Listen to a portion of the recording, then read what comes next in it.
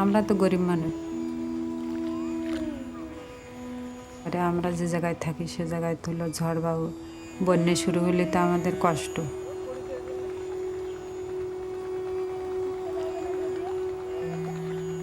ঘরের ভিতরে জল ওঠে, আর ধনীরা তো তা না।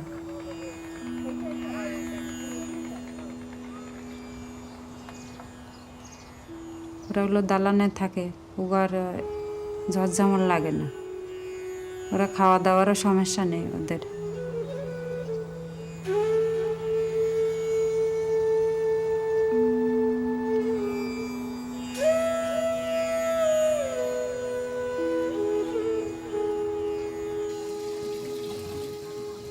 দালানের ভিতরে থাকে, এসির ভিতরে থাকে, ওনাদের তো কোনো হলো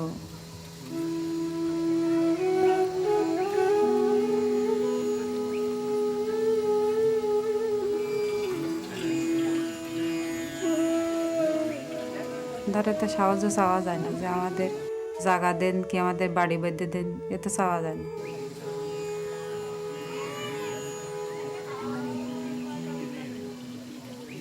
We have now crossed the threshold into human-induced climate change.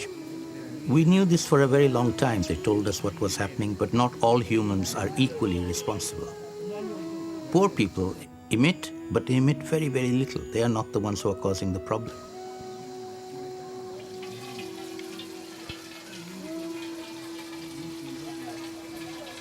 ঝড় বন্যা আগে এসে লাগে,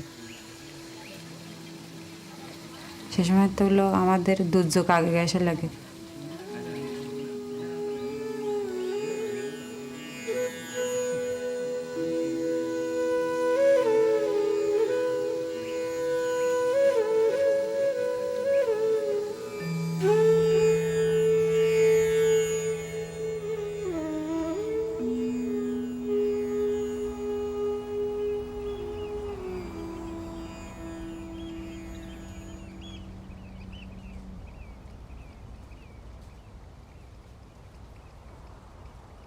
আমেরিকার নাম শুনেছি এই পর্যন্ত, আমেরিকায় মানুষ যায় আসে,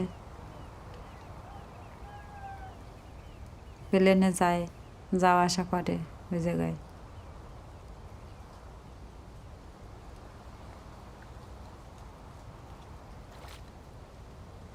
কত দূরও তলীয় ভাবে নিত।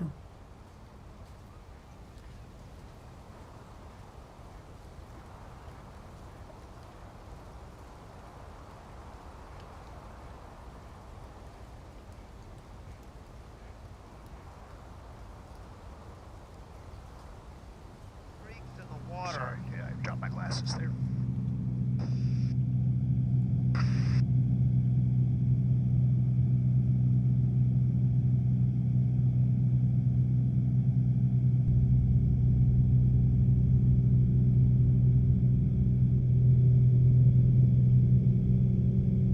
This is just at about the right elevation for this, the right altitude. Good. Yeah, we're just below 2,000 feet. Yeah, I think that this is like perfect. Louisiana is one of the United States' largest greenhouse gas emitting states.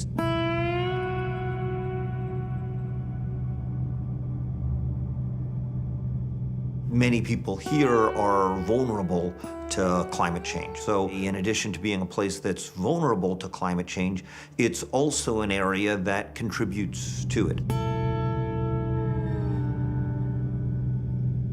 Until the 1990s, the United States was responsible for 40% of the pollution that was already in the atmosphere. And now China has overtaken the United States in total emissions, but per capita, we still are bigger polluters. There's a lot of open water. So yeah, if you look out over here, you're seeing a lot of open water, and a lot of this was solid land 100 years ago. That's a lot of reasons. It's changes to the course of the Mississippi River, is climate change, and intense storms that have eroded the area. Yeah, and look, you can see those canals. You can see those long straight lines. Those are canals that were cut in the marsh. Those are canals that have been cut in the marsh for oil and gas exploration. The state has lost over nearly 5,000 square kilometers worth of land over the last 100 years. Even under the more optimistic scenario, that we'll lose well over 1,000 square kilometers worth of land over the next 50 years. So we're looking at a landscape that is going to remain risky and is going to probably become riskier as a place to live.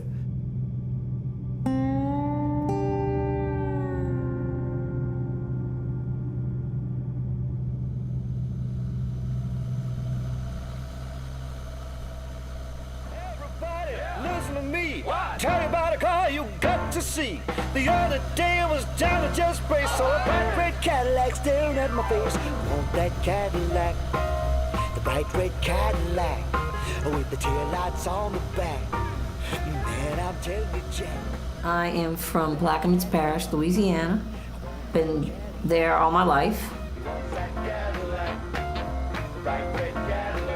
It's a beautiful place to live, but it's a community that's struggling to hold on to its roots because of sea level rise caused by, the climate change and different things. But mostly, we're going out to sea like the Titanic. It's down we going. Bright red Cadillac, with the taillights on the back. Man, I'm telling you, Jack. You're looking at the whole town. I am the town. There's only one person living there, that's me. Plaquemines Parish was the richest, I'll say it. They were the richest state in the parish because of oil and gas. But look at the consequences we paid. Look at our environment. Look at all the dead oak trees with no river water.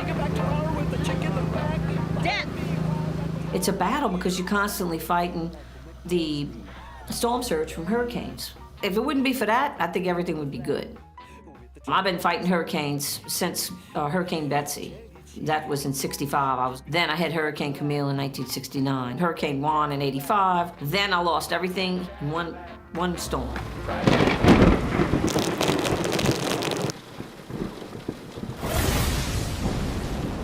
Just amazed me how it covered houses, cars moving down the street, just terrible.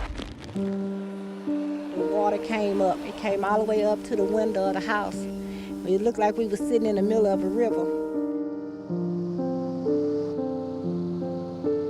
Katrina totally changed the geographics of Plaquemines Parish forever, as far as people and just everything, a way of life. Keep your family members together.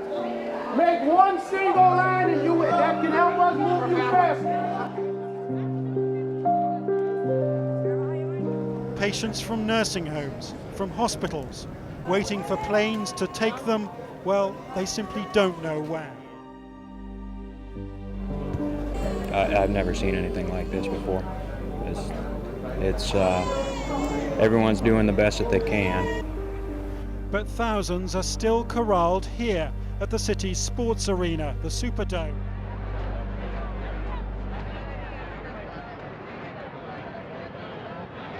Even countries like the United States, where, for example, when Hurricane Katrina hit New Orleans in the United States some years ago, not a single rich or middle-class white American lost their lives.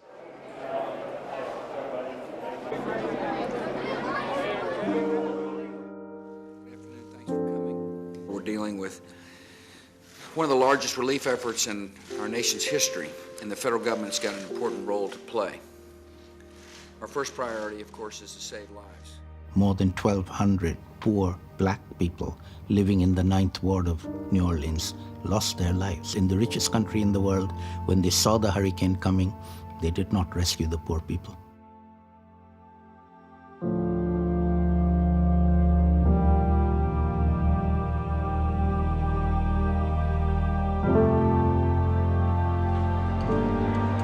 There's 6 bodies upstairs on the 3rd floor. This morning I found one lady in a wheelchair dead in the ladies' bathroom and another lady laying on the floor by the ladies' bathroom dead. And then there's this guy right here that's dead that's been sitting out here for a while. People with more money always have more options when it comes to to everything climate related. And whether or not you can evacuate is an economic justice issue because you have to put gas in your tank to leave. You have to, get a hotel room somewhere else. People with more money have more options to leave. When they give a mandatory evacuation, that's what it is. Take what you need and go, because nobody wants to come save you. Do you have water? It was totally devastated by Katrina, and it was a ground zero. It was horrible. For 10 months, I walked every inch of that parish looking for coffins and tombs. I got a brand new airboat to drive to also do it. And then when you was in an airboat, it was total devastation because they had just debris everywhere. Try driving in that. That's when you know you're a good driver, if you can get through that.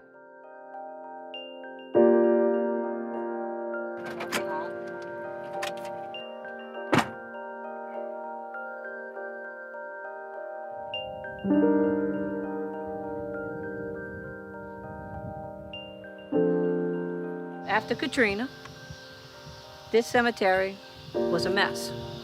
They had tombs all over. You didn't know who was who. And I worked in here for months trying to put people back into cement vaults, as you see behind me, after the storm. When they come in, they pop. No mercy on nothing. Not even a cemetery. The devastation that parish suffered for Katrina was monumental to its people and communities as far as just wiping out everything. Just picture that. Very quiet, no electricity, nothing, just total silence.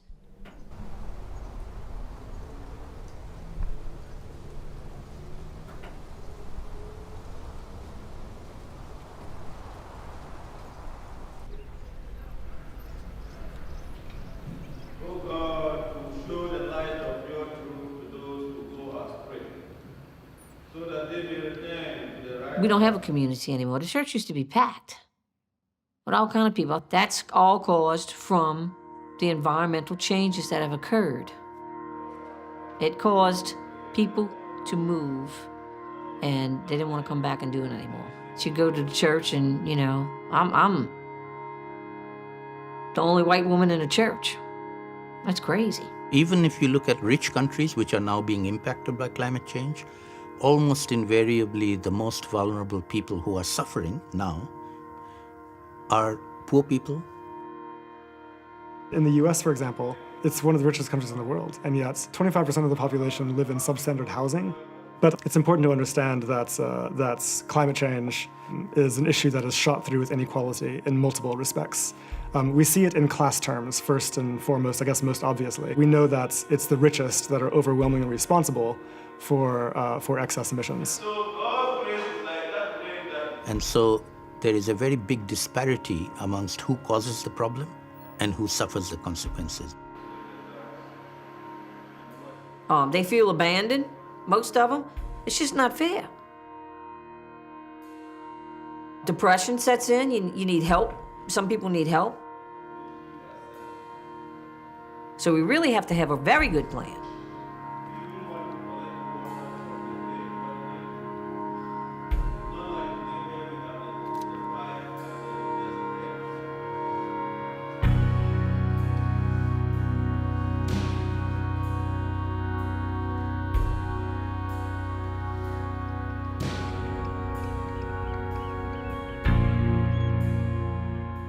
Once the state realized that our coastal land loss was really getting serious, it started possibly rebuilding some of this areas that lost land.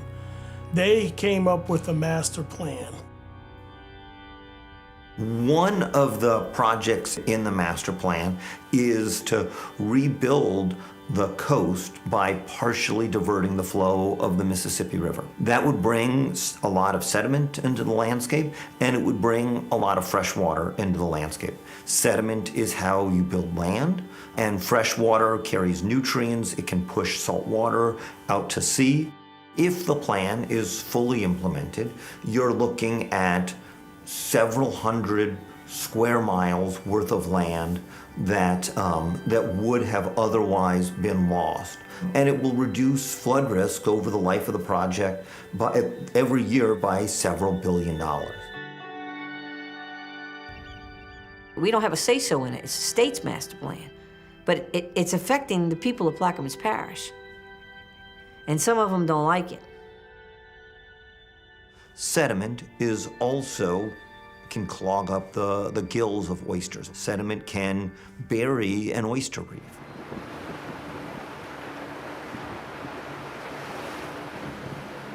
My grandfather arrived here in 1904. He heard about the hardworking oyster life in Plaquemines Parish, Louisiana. They came from a very poor country, didn't have much money. In around 1920, he built him a camp where he got his first oyster lease. Back at the time, it was just a wild wilderness, basically. No levees to protect your homes from the river and stuff. But you didn't really need it back then because the land was a little higher.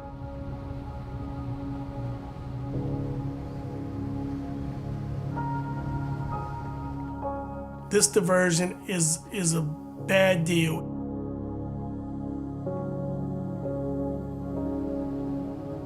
They're gonna basically open the river up 25 miles north of here and just let the water uncontrollably flood into our prime, pristine estuary as bountiful seafood, oysters, shrimp, crabs, fish.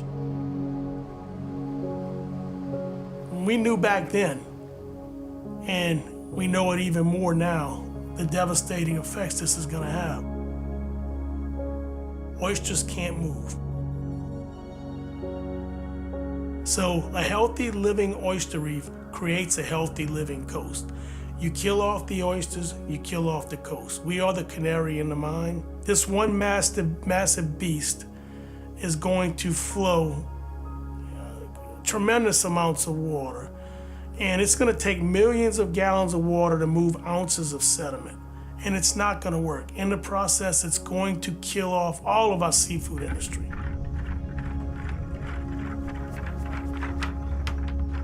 That's a good sign, great sign. Yep. That's what we're looking for. That's our future right there, you know? Yep. We gotta keep the water right, everything's gotta stay right for that to thrive, but I'm gonna have to try one of these. No. Well, it's salty, but it's fresh. Yeah. That's what it needs to be. My son is a fourth-generation oyster farmer. They don't have a future here if this thing comes to light.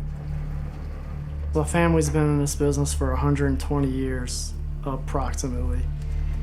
It's all we've ever done, and it's all I've ever wanted to do. I planned on doing this for the rest of my life, and now I don't know. It's easy to say, oh, I'll just go do something else, but there's not a lot of other opportunity here.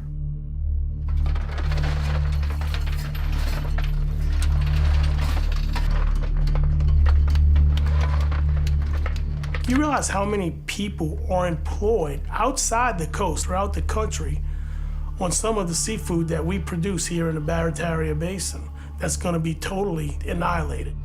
We begged, please, let's come up with an alternate plan, because this is going to destroy not only our livelihoods, but our way of life, our culture.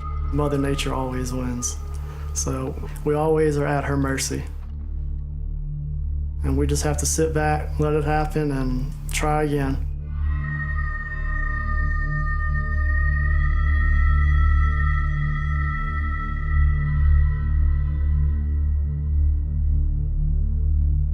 There's no necessary contradiction between social objectives and ecological objectives. They can and must be accomplished at the same time. We have more than enough energy and resources to ensure good lives for all several times over.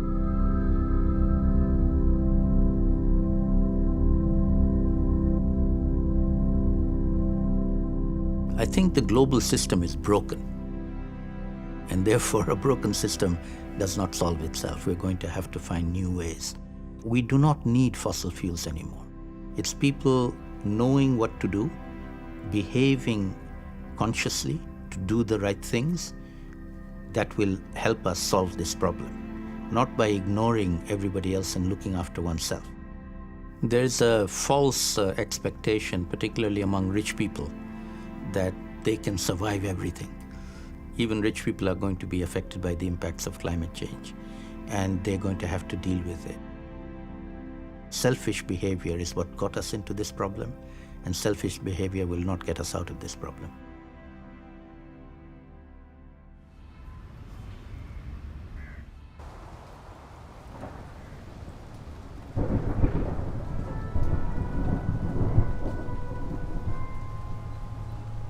It's hard because as a scientist, I study sea level rise, and I work at a place that's vulnerable to sea level rise, and it's hard.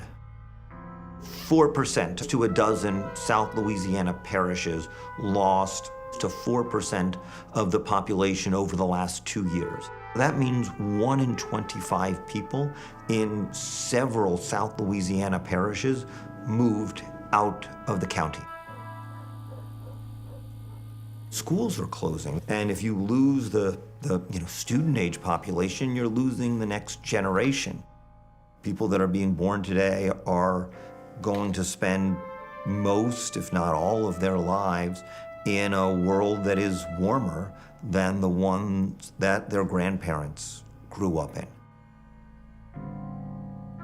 And I think the question that's facing us is not if that will happen, but how many people will be impacted and how many people will suffer.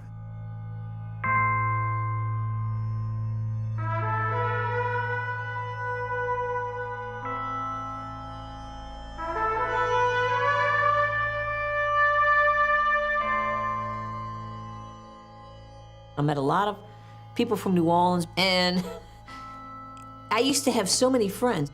I had so much fun cooking dinners, having people over. We were going duck hunting. I had plenty of ducks, But through the years, all that started dwindling away. As we lost environment from storms, we don't have a place to gather anymore. The whole environment's totally different.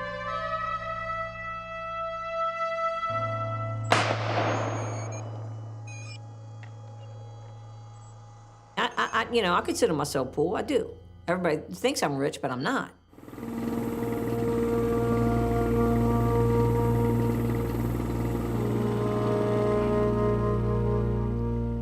The environment is to do with everybody's life. It's not just my life. It's everybody's life around the world. As the environment changes, your life changes. That's a true fact. Around the world, it seems natural disasters have become a frequent part of life.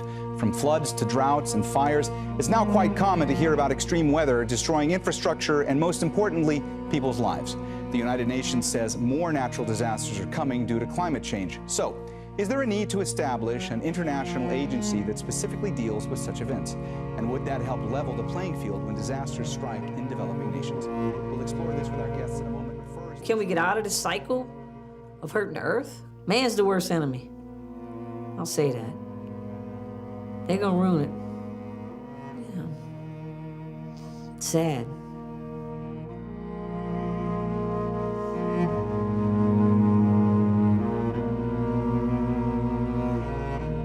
I'm fighting it out to the end. I'm gonna be buried there too, so.